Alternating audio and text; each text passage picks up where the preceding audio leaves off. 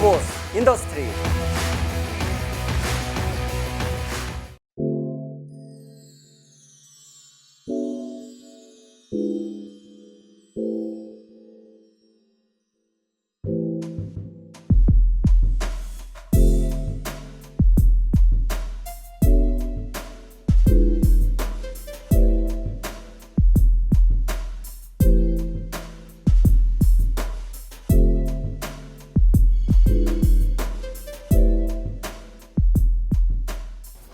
이제 앞쪽과 마찬가지로 뒤쪽도 MVH의 N을 잡기 네. 위한 노력은 끝까지 빈틈없이 잘 돼 있네요. 부직포 엄청 비싼 재질 어. 이런 데에 쓸 돈을 차체 개발에 써야 되는 거예요. 네.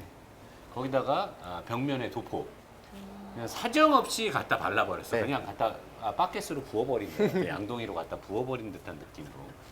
자, 그리고 박 사장 앞쪽도 그랬는데 레이싱카도 아닌데 왜 브레이크 호스에 스프링을 껴놨을까? 요거는 이제 어때 접촉이 살짝 될 수도 있으니까 접촉될 일이 없잖아, 사실. 네, 혹시나 몰라서 요런 이게 데 닿는 것 같아요. 경기하고 이런 차가 아닌 이상은 사실 웬만해서 이렇게 스프링을 여기다 넣지 않는데 브레이크 호스에다가, 그렇지? 효과가 뭔데요? 이거는 이제 브레이크 호스의 어떤 내구성을 확보하기 위한. 그럼 레이싱 카드. 아니, 외부적인 요인을 막는 거예요. 굳이 이런 차급에 할 이유가 없거든. 그러니까. 네 바퀴에 이게 다 들어가 있더라고. 네, 어디 여기 닿나 봐요.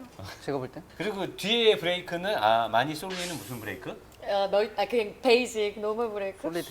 브레이크. 솔리드야. 솔리드 미안해요. 왜 브레이크. 이렇게 솔리드 브레이크. 너무 작네요. 패드 면적이. 패드 면적이 아, 엄청 그래요? 작고. 지금 이 안에 드럼이 들어가 있나? 안 들어가 있는. 안 들어가 있어? 네. 그러면 드럼이 들어가는 디스크를 가져다가 드럼을 빼고 쓰는 거네? 모르겠어요. 이건 왜 형탕 그러니까. 이렇게 옵셋을 만들려고 이렇게 했나?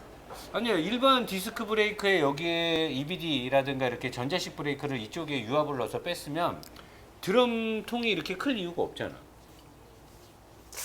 이거 옛날에 안에 드럼 들어가는 브레이크 디스크를 그대로 갖다 쓰는 것 같은데, 원가 절감? 그거는 뭐 모르겠네요. 우리는 알 수 없지. 네. 유출만 해본 거지. 네, 근데 뭐 과하게 생겼어요. 좀 쓸데없이. 쓸데없이. 얘도 만약에 지금 열 먹었지. 네, 뒤쪽은 조금 덜하네. 그래도 띠가 끝라인에 있긴 한데. 패드가 왜냐면 작아서. 뒤에 약하니까. 네. 브레이크가 약한 애가.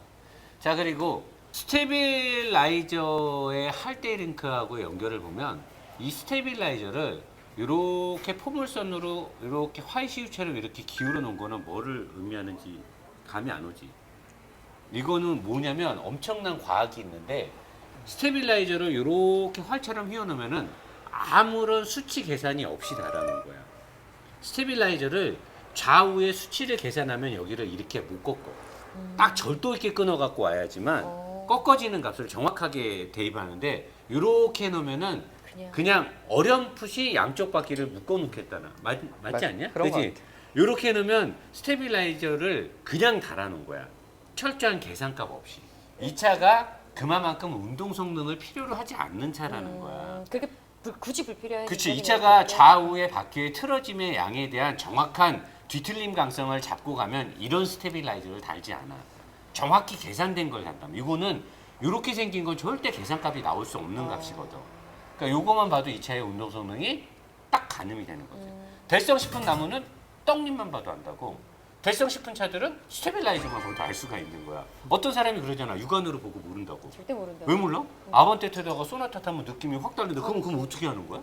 그리고 이 차의 또 가장 문제가 뭐냐면, 해서 여기 찍어봐. 요 하우징 안에 들어있는 이 너클함이 약간 삐뚤어져 있는 거 보여?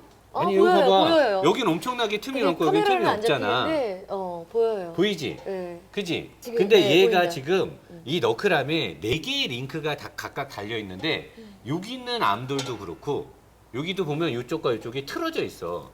안에 들어가 있는 볼들이, 아니 롤들이 전부 다 롤 하우징하고 90도, 180도로 딱 맞게 설계가 안 돼 있고, 하우징이 약간 여유가 있고, 이 롤 안에 부싱을 넣은 다음에 억지로 다 잡은 거야. 그러니까 이건 뭐냐면 계산을 하고 만든 게 아닌 거야. 그러니까 이거는 안에 이제 롤이 한쪽이 지금 눌려 있는 거잖아, 그지? 그죠. 한쪽이 눌려 있는 거고 이렇게 유격이 많다라는 거는 나는 요 근래 들어와서 이렇게 차 만드는 거 처음 봤다. 그러니까. 정확하게 이렇게만 움직여야 이 정확하게 바퀴가 움직이는 값이 나오는 건데, 이렇게 돼 있으면 이 바퀴가 움직이는 값이 사방팔방으로 움직이는 거잖아. 근데 지금 박사님 내가 아까 유심 보니까 얘만 그런 게 아니라 얘도 그렇고 요 밑에 있는 애도 그렇고 요거 메인 로우암에 체결되는 메인 암도 네. 틀어져 있어. 네가 한번 육안으로 봐봐. 똑바로 안 달려 있어. 그렇네요. 맞지? 모든 롤을 그렇네. 안에다 부싱을 넣고 볼팅으로 강제로 잡아버린 거야. 이렇게 만든다는 거는 이 차의 뒷바퀴의 서스펜션의 움직임에 치밀한 각도 변화는 예상할 수 없다라는 거지. 움직임에 대한. 이건 건 뭐냐? 이 차의 운동 성능이 족밥이다. 그 쌍용은 뭐 대표적으로 이제 프레임 바디를 많이 만들었고 뒤쪽 같은 경우에는 이제 리지드. 리즈렉스 많이 그다음에 쓰고. 뭐 토션 빔도 쓰고 이러기 때문에 이게 정확한 링크 형태는 뭐 물론 데이터가 있게 했겠지만 실제로 체결되는 거나 이런 거는 그 뭔가 안 맞는 거죠. 정확하지가 그리고 않네.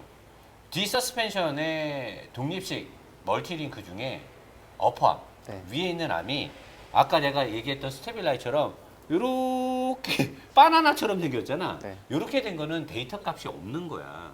데이터 값을 요구하는 암을 이렇게 바나나 같이 만들지를 않아. 아 얘도 곡선이네 진짜. 누가 이렇게 안 로우암을 이렇게 바나나 같이 소세지 약간 굽다가 휘어진 것처럼 저렇게 만드냐고. 로우암, 언더암을, 어퍼암을. 안 그냐? 나 리뷰하면서 저렇게 생긴 어퍼암 처음 봐. 이건 진짜 너무한 거지. 차를. 뭔가 그러니까 부정확해요 차가. 어. 정확하게 만들었다는 느낌은 없네요. 이게 차를 그리고 요즘에 여기 보면 이 센서가 여기 지나가는 선인데 센서를 여기 케이블 타이로 묶어놨잖아. 요즘 누가 차 이런 거는 요새 튜닝샵에서 내비게이션 같은 거 튜닝할 때도 이렇게 케이블 타이 잘 안 쓴다고. 누가 이런 선을 요즘에 이렇게 제조사에서 케이블 타이로 묶어놓냐. 옛날에 내가 GM에서 크루저 처음 났을 때 케이블 타이 사건이라고 해서 내가 크루저 밑에 케이블 타이로 묶어놓은 거 지적해갖고 난리 났었거든. 그래갖고 GM 공장 라인에서 그게 없어졌었어. 세 보이네. 내가 진짜 코란도 리뷰 안 하려고 그랬는데 문제다 진짜. 밑으로 가자. 네. 문제가 많다 진짜. 자 이제 밑으로 왔는데 제일 먼저 안 까고 싶지만 네. 그래도 소비자의 알 권리를 위해서 할 건 해야 되니까. 자, 박 사장, 여기에 있는 개벽다구, 다른 회사들은 네. 이걸 개벽다구 형상을 하는데 얘는 왜 생긴 게 다른 회사들하고 좀 많이 다르게 생겼을까? 그리고 여기까지 이렇게 하면 장단점이 뭐야? 우선은 보면은 이 안에가 비어 있어요. 비어 있고 예를 들어서 뒤쪽으로 충격이 갔을 때 찌그러지는 구조를 하고 있어요. 그리고 위아래로도 좀 진동할 수 있고, 그러니까 상하 좌우 여러 가지 자유도를 준 건데 이렇게 되면 장점으로는 정차 시에는 이제 자유롭게 어느 정도 움직이니까 부드럽겠네. 네, 진동이 거의 없고 어. 또 아까 차음도 잘 돼 있으니까 좀 조용하고 이제 느낌이 들 텐데 음. 달리면 이제 엔진이 떤다는 느낌은 못 받더라도 그 미세한 진동이 이제 아까 말한 대로 주파수처럼 오거든요, 진동이. 그러면 좀 필요할 수도 있겠다는 생각이 들어요. 그러면 달릴 때 횡지가 세게 가해질 때도 엔진을 세게 못 잡겠네. 그렇죠. 단단하게 잡을 수 네. 없는군요. 대신에 정차 시에는 부드러움을 주고 네. 소음 감소에도 영향이 있고. 네. 그러니까 달리면 안 되는 구조를 갖고 있는 거네. 달리면 달릴수록 피곤할 해지는 것 같아요. 왜냐하면 또 쌍용차가 원래 또 그런 특성이 있어요. 원래 정차했을 때는 조용하고 안 떨리고 달리면 피곤해요. 그렇죠. 자 그리고 이게 1차 촉매 네. 사실 여기에 밀입자라든가 질소 산화물이나 모든 것들의 네. 1차 집결지잖아. 네. 엔진에서 터져서 나오고 가장 열이 많이 나는 구간이고. 네. 자, 박 사장의 지식이 어느 정도인지 뭐 테스트. DPF 통 위에 연료 같은 게 들어가는 뭐 아니면 진공과 같은 라인이 하나 있고 밑에도 이 비슷한 라인이 하나 있어.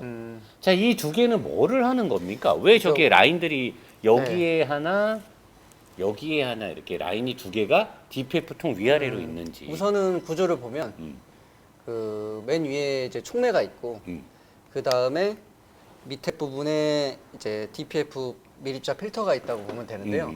DPF 밀입자 필터 입구 쪽에 파이프가 하나 있는 거고요. 그다음에 밀입자 필터를 통과한 쪽에 하나가 있는 건데 이쪽에 각각의 그 압력을 측정을 해요. 왜? 왜냐하면 이제 밀입자 필터 내에 얼마큼 먼지가 이제 축적이 돼 있는지를 그걸로 가늠을 하는 거예요. 그래서 추적 분사나 이런 걸 통해서 미스파이어를 유도해서 안쪽에서 이제 태울 수 있게끔 이게 그러니까 어느 측정하는 센서인 거죠.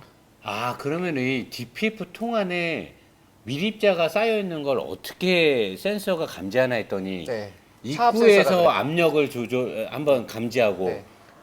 필터를 지난 다음에 압력을 조절하면 이게 얼마만큼 막혀 있는지 알 수가 있는 거네. 네, 그러니까 그걸 차압 센서라고 아, 또 하는데. 어떤 놈이 만들었냐? 이. 그러니까요. 똑똑한 놈이 만들었다. 똑똑한 놈이에요. 그리고 또 여기에 보면 네. 얇은 관이 또 하나 들어가. 그거는 이제 촉매 온도를 측정하기 위한 온도 센서 같고요. 요거? 네. 온도 센서? 여기에도 센서 같은 게 두 개 또 들어가는데. 지금 뭐 되게 이거 점점 좀 힘들어지는데 어, 딱 보면 얘는 산소 센서 같고요. 산소 센서. 네. 얘는 그리고 얘는 NOx 질소 산화물 질소산화물 검출 센서. 아, 네. 이게 원래 DPF 통이 이렇게 과학적인 거네. 과학적인 거예요. 굉장히 진공 압력을 다 계산해서 네. 필터 밀입자 필터가 막혔는지 안 막혔는지도 네. 보고 온도도 재야되고 네. 산소의 양도 재야되고 네. 지수산화물의 양도 재야되고 네. 이렇게 청단을 했는데 이건 쌍용만 하는 거야?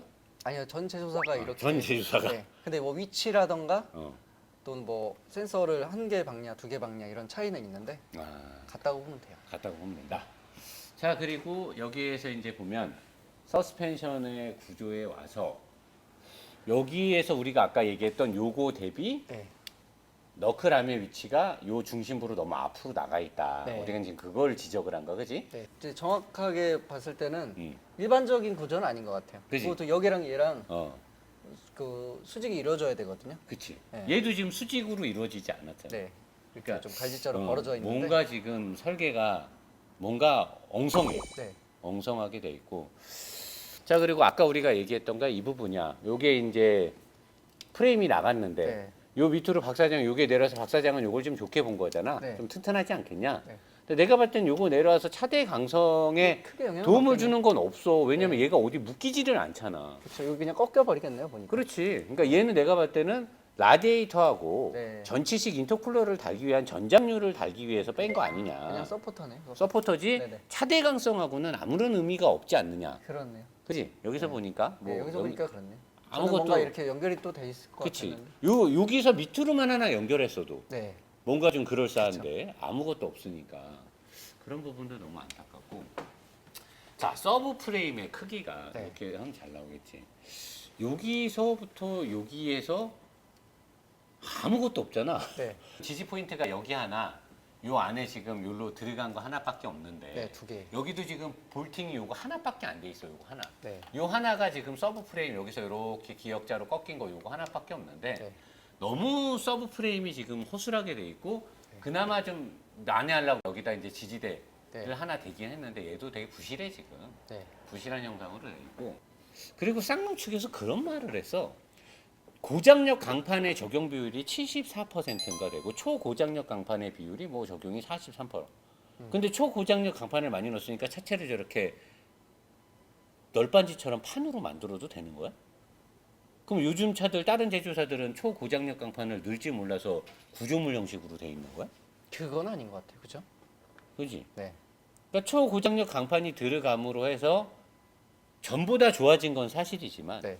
경쟁사들이 쓰고 있는 지금 공학적으로 잘 설계된 구조물 형식의 그 마디움 프레임이라든가 모노코크에 비하면 구닥다리지. 제가 봐도 그래요. 차체 골격이 그 강도를 버티게 첫 번째 설계된 후에 나머지 서브 프레임을 갖다 붙인 느낌이 아니라 서브 프레임에 차체를 맞춘 느낌이 뒤쪽을 보면 이따 나올 것 같다는 그래? 생각이 들거든요. 그래? 네. 파워 스티어링도 굉장히 옛날 방식이 들어간 것 같아. 컬럼식. 컬럼식 1.5세대. 네. 요즘 제조사들이 컬럼식 한 3세대 쓰거든. 네. 얘는 한 1.5세대 정도 들어간 것 같아. 하드웨어적인 거를 딱 봐도 그렇게 보이고. 그럼 뭐 현대로 치면은 뭐 2000년대 후반 정도 되겠네. 2007, 8년도. 네, 네. 그래서 그때 한참 그 락 걸리고 어, 그 기업 고무기업 파손됐다는 그런 식의 네. 1.5세대 그런 거가 들어가 있는 것 같고. 자, 중간쯤에 와서 얘는 지금 배기 라인이 네. 이렇게 앞쪽에서부터 말려와갖고 저 안쪽에는 단열판이 없는 건가? 이렇게 오는 부분에 저 앞쪽 철판 쪽에도 단열판이 있어야 되는데 단열판은 여기까지만 있네. 여기만 가려놓고 저 위쪽으로는 없네. 네, 없어요. 저기 그 티바 밑으로. 네. 그쪽에는 거긴 없네. 그리고 여기를 이렇게 하는 건 요건 좀 성의가 없어 보여. 네. 이렇게 하는 건 사실 좋은 방식이 아닌데, 그치? 그렇죠. 나중에 이런 데가 떨어질 수도 있고. 맞아요. 자, 이쪽에서만 봐도 요 지금 서브 프레임, 언더 프레임 자체가 너무 약해 보이는데 네. 나만 약해 보이는 거야? 저도 좀 그래요. 더우니까 더 그러네. 여기 더 짧아 보이고요. 박 사장 같으면 만약에 네. 박 사장이 만약에 네. 설계하는데 같은 이론이었다. 그리고 네. 돈에 대한 제약을 좀 덜 받았다. 네. 그럼 박 사장 같으면 어떻게 하겠어? 그 여기서 보면은 지금 보면 여기서 시청자들이 보면은 잘 느끼실 것 같은데요. 어, 지금 서브 프레임 뒤 중심에서 많이 나가 있거든요. 음, 앞에 로함이 음. 그리고 대각선으로 뻗어가 있어요. 이렇게. 음. 그러니까 이쪽에 대한 거를 얘가 부담을 많이 받고 있는 상황인데 그쪽에 지지가 없잖아 예, 그쵸. 지금. 하나밖에 없잖아요. 여기. 음, 얘 부담을 좀 덜으려면 음, 그러니까 이건 뭐 제 생각이에요. 순전히. 음. 여기 보면 잘 나와 있잖아요. 이 인사이드 패널에서 밑으로 떨어진 아, 아까 우리 말했던 아무 네. 달려 있는 게 없다는 네, 거. 근데 이것도 꽤 튼튼한데 어. 여기서 아마 연결되는 파이프 라인을 하나 아, 옛날에 하면- 우리 벤츠 GLA 할 때처럼. 네, 그러면 충격에 있어서도 흡수가 되고 그다음에 이쪽을 앞쪽에서 흔들리거나 좀 보강이 덜 될 수 있는 그리고 엔진도 떠받드는 꼴이 되네. 네. 어쨌든 간에. 더 잡아주는 게 될 것 같고 그거는 이제 파이프만 하나 연결하면 되는 거잖아. 네 사실 제조사의 의지, 얘는 지금 자리도 있잖아. 자리도 구조적으로 이쪽도 그렇고 지금 자리가 없어서 설계를 못하는 건 아니거든. 네. 이렇게 가면 되니까 네. 지금. 오, 좋네. 그리고- 그렇게 하고. 뭐 벤츠나 이런 데서 많이 봤듯이 음. A 필러 끝단으로 연결되는 지지 포인트를 해서 이쪽으로 넓히면 아, 얘를 네 이렇게 안 잡고. 얘는 제가 볼 때 어. 여기서 그냥 얇게만 더 보강을 하면 되고요. 음, 그때 보면 음. 이거 반절 정도에서 음. 보강했잖아요. 음. 그 보조 역할로 하고 얘를 음. 메인으로는 저쪽으로 이쪽으로. 뻗어가서 이쪽으로 요거 거쳐서 여기가 네. 좀 강한 네, 힘을 받을 이쪽이나 수 있는 아니면은 부위니까 끝단 쪽 이쪽 이쪽에다 딱 서브 프레임을 연결하고 앞쪽으로 네. 요걸 하나 빼주면 완벽하게 그래도 부실한 하체를 잡을 수 있지 않을까. 네 그런 생각이 드네. 추론을 하는 거지. 네. 그렇게 하면 좋지 않을까. 네 그치? 나빠지진 않을 것 같아요. 아유, 월등히 좋아지지. 그냥 일취월장하는 거지. 그렇게 되면 그렇게 하고 얘의 지지 포인트를 앞으로 더 빼는 거지. 요 롤을 그쵸. 여기 있는 롤을 지금 여기는 서스펜션 여기는 볼이고 네. 여기는 롤인데 네. 여기지 롤이 지금 여기 있지. 요 롤의 위치를 여기까지 빼는 거지. 그러면 좋죠. 그러면 딱 서스펜션이 여기서 90도로 나가니까, 네. 그지? 아주 좋을 텐데. 맞아요. 근데 이게 또 약간 앞쪽으로 가 있는 것들이 승차감이 유들유들하고 이런 건 좋더라고. 그쵸. 앞쪽으로 뻗어 있으니까. 승차감 유들유들하고 이런 건 좋더라고. 왜냐면 우리 항상 말하는 캐스터 각처럼 캐스터처럼 얘가 힘을 계속 이쪽으로 밀으려는 게 있거든요. 그러면 좀 안쪽으로 밀려 들어오니까 차체 쪽으로 승차감이 쫀쫀한 부분은 있죠. 그렇지. 근데 이제 운동 성능이 떨어지는 거지. 물론 다 돈이겠지. 네, 쌍용이 돈이 많았으면 이렇게 안 했겠지. 그럴 것 같아요. 현대처럼 돈 있는데 소비자들 눈탱이 치는 기업은 아니잖아. 그러니까 웃음이 이렇게 쓴 웃음이야. 아, 조심해야 돼요 그거. 정색하면 이런 부분에 마감은 잘 돼 있다고 보는 거. 얘네는 근데 본딩은 네. 그래도 잘한 거 같아. 본딩은 다 기계가 안 하고 다 사람이 한 거 같아. 근데 이제 이 커버링이 안 되니까 이런 거 보세요. 어. 여기는 잘 돼 있잖아요. 어. 여기 보면 원가 절감의 흔적이 발견했어요. 이게 수출용이나 어. 아니면 원래 목적은 어. 여기까지 덮는 거가 아니었나. 아, 이거 그러네. 똑같은 사이즈잖아요. 그러네. 요 볼트를 너트를 여기다 껴가지고 여기를 여기 지금 박사님 커버를 띈 게 아니야? 여기 안 뗐어요. 여기는. 그럼 왜 여기만 커버를 한 거야? 그러니까 너무 중요하잖아. 여기가 제일 중요해요. 여기가 더 중요한데 더 지금 중요해요. 승객석 바로 운전석 네, 밑인데. 그리고 녹도 많이 쓸어요 이쪽은. 그렇지. 여기는 녹도 네. 많이 있으면 왜 여기는 커버? 나는 여기 박 사장이 띈 줄? 아니. 안 뗐어 여기? 안 뗐어요. 그럼 여기를 해놓고 여기를 왜 안 해놓은 거야? 이제 뒤로 갈수록 이상한 부분이 더 보일 거예요 아마. 그래? 네. 이게 좀 이해가 안 되네. 여기를 왜 커버를 안 하시? 여기는 덮어야 되는 구간인데 지금. 그러니까. 여기 안 덮으면 안 되는데. 여기도 이런 선들이 이렇게 있는 거 이거 되게 민감한 선들이라서 덮어줘야 되는 건데. 이쪽은 뭔가 있던 사양을 뺀 것 같은 느낌이 들어요. 역력해요 느낌. 그렇지. 원래는 볼팅을 할 수 있는 너트를 체결할 수 있는 볼트들이 있는 거잖아. 네. 자, 이제 아까 박 사장이 우스갯소리한 걸로 네. 여기 단열판이 있는 이곳까지가 개발비 3,600억 중에 3,000억을 쓴 곳이고 맞아요. 그 경계선이지. 네. 여기까지 개발하는데 3,000억 쓴 거고 네. 여기서부터 이제 단열판이 다 삭제돼 버렸어.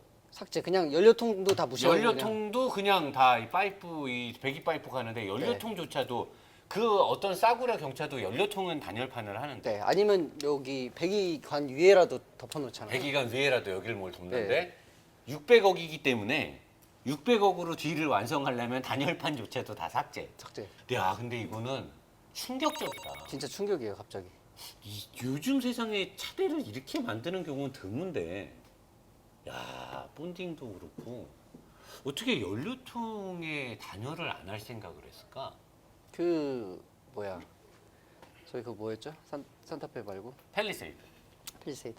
펠리세이드는 그 단열을 약간 빗나가게 했잖아요. 펠리세이드는 단열을 여기다 해야 되는데 여기다 했잖아. 그 양반이네, 그래도. 그 사람은 양반이야. 이거는 뭐 그냥 삭제시켜 버렸어. 얘는 그냥 돈이 없는 거지. 삭제가 아니라 3천억을 이미 다 썼잖아 앞에서. 600억을 가지고 똥꾸녕까지 가야 되니까 600억으로 가려면은 이제 아낄 거는 도요타 방식이 들어간 거야. 네. 마른 수건도 짜라. 네. 다 빼는 거야 그냥. 다 빼고 올 수밖에. 다 빼고 지금 왔어 여기까지. 근데 이렇게 서브 프레임이 네. 왜 이렇게 엉성해 보여? 왜 이거를 파이프를 같이 해서 잡거나 이렇게 하면 네. 강성의 비틀린 강성이나 견디는 거 있어서 에너지 값을 뽑기가 되게 애매모호할 텐데 같은 형식으로 된 거를 짜서 넣어야 될 건데 왜 이렇게 여러 가지 철판을 막 갖다 오려붙이듯이 막 그러니까.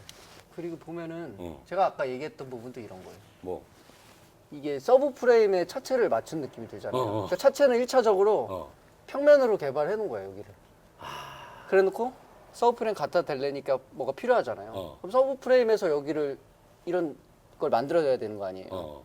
근데 차체 쪽에 이렇게 덕지덕지 붙여놨잖아요. 아 종이 지금 접어놓은 원래는 이 차체에 이 서브 프레임이 갖다 꽂혀야 정상인데 것처럼. 네. 이거 쓰던 서브 프레임을 갖고 왔으니까 이거랑 지금 늘려놓은 차체랑 안 맞으니까 여기다가 벤또로나 도시락을 하나 집어넣어놨네? 그러니까 뭔가 그런. 도미노를 지금 넣어가지고 껴맞힌 거잖아. 네. 근데 여기가 보면 엄청나다. 빈 공간도 많고. 어. 그러니까 이쪽에서 보면은 어. 좀 세 보이진 않아요, 부분. 더 문제는 뭐냐면은 이 보면 이 골격 있잖아 네모난 거. 네. 이 네모난 거에 이 서브 프레임의 원이 정중앙에 꽂혀야 되거든. 아, 그런데. 근데 안 맞으니까 약간 빗나가 있어 지금. 네. 이 네모난 거에 정중앙에 이 원이 딱 들어가야 되는데 뒤로 지금 해서 이쪽은 허공에 떴어 지금. 그럼 이것도 차체를 늘렸는데 네. 계산상에 오류가 있는 거야. 딱 보니까 군대에서 그거 있잖아. 저 선을 정복하라! 그러고 올라갔더니 어라 이 선이 아닌갑다 이러는 거잖아. 일단은 깃발을 꼽아라 그거잖아. 이거 지금 어긋났어. 얘랑 지금 어긋났단 말이야. 중심의 심이. 센터는 아니죠. 센터가 아닌데 그냥 꽂아버린 거야. 야, 이거 지금 어마어마한데? 어떻게 됐지? 아까 내가 이쪽에서 네. 요 심하고 이 하우징하고 요 롤하고 막 어긋나 있다 그랬잖아. 네, 억지로 네, 네. 만든 거 같다 그랬잖아. 그쪽은 어때? 이쪽은 정렬이 좋아요. 아 그래? 네, 보세요, 여기. 그러네. 여기는 중앙에 딱 있네. 여기도 이쪽에서 보면 약간 어. 틀어졌는데 거의 중앙. 거의 중앙이잖아요. 그럼 이쪽은 많이 틀어졌고. 네. 그러니까 이게 아, 두 가지 중에 하나죠. 조립 품질이든가 어. 부품의 품질이 균일하지가 않다는 거. 아니면 조립 자체를 구조적으로 정교하게 하지 안 하는 거지. 정교하게 할 수 없는 구조로 설계가 됐다든가. 그러니까. 네. 그럼 이 안에 들어있는 부싱이 엄청나게 하중을 받게 되는 건데. 네, 그러니까 틀어진 상태로 지금 조립이 된 거잖아. 네, 그렇죠. 그러니까 최종은 얼라이먼트로 해서 정렬을 하겠지만 얼라이먼트로 하는 그래도- 거야. 볼트로 갖다가 그냥 강제로 쪼여갖고 와샤 넣어갖고 잡는 거잖아. 이런 쪽으로 뭐 해서 얼라이먼트를 다 맞추고 하겠지만 어, 근데 이제 중요한 거는 그런 거죠. 부품이 받는 부하가 다르지. 다르니까 그러니까 완벽하다고는 좀 할 수 없는 부분이죠. 근데 진짜 머플러도 여기 지금 이런 방식으로 누가 요새 리벳 방식으로 해서 그냥 여기다 붙여버린 거잖아. 그러니까 여기 안은 뭐 정확하게 동그라지도 않을 수도 있는 거고. 그러니까. 요 덮여진 면보다는 뭐 안쪽에만 들어간 거 아니에요. 어. 그러니까 좀 진짜 이게 진짜 쌍용 자동차의 현 주소인가? 이렇게밖에 차를 만들 수 없나? 지금 쌍용은 어찌 보면은 그 판매 대수도 그렇고, 그러니까 국내에서 탑이랑 비교했을 때는 뭐 대략적으로 10분의 1 수준이라고 했을 때도 10분의 1도 안 되는 거지. 경험치도 훨씬 적고, 그다음에 모노코크 자체를 많이 만들어 보지 않았잖아요. 모노코크가 지금 코란도 C랑 티볼리가 다지. 그죠? 코란도 C 티볼리, 그다음에 이 코란도 이거 요거까지. 네. 근데 경험 이게 부족에서 나는 그런 거 사실 현대나 도요타나 이런 애들이 잘못하면 진짜 대놓고 막 욕지거리 하면서 까고 싶은데 사실 쌍용한테는 그러기 싫었거든. 그래서 네. 내가 렉스턴이고 지포고 렉스턴 스포츠고 리뷰를 안 했던 이유도 그런 네. 이유인데 코란도는 이제 젊은 친구들도 많이 사고 하니까 나는 시청자들한테 정확하게 이 코란도의 완성된 수준을 좀 어느 정도인지 알려주고 싶은데 이거는 너무 나는 솔직히 비아냥거리거나 까는 게 아니라 마음이 아프다. 이게 우리나라에서 현대기아가 독점하는 걸 막아야 되고 네.